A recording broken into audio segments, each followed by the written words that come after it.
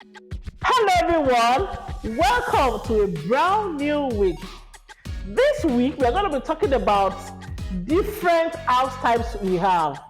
We have quite a number of them, but we're going to concentrate on the common ones that we have here in Nigeria. A lot of people have been confused about the different house types we have. So we're going to start with the bungalows. Bungalows are single-story houses with a basement, and it could be a semi-detached or a fully detached. Now, fully detached bungalows are houses that are standing on their own without sharing any wall with any house, while the semi-detached bungalows are two bungalows built together that are sharing walls together.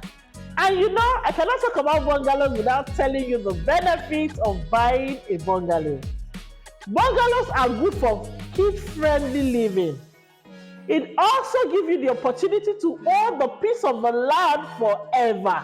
When you are buying a bungalow, it's built on a particular parcel of land and you own it. And for future use, you can actually demolish it after some time and raise it up and put another structure on it because you own the land.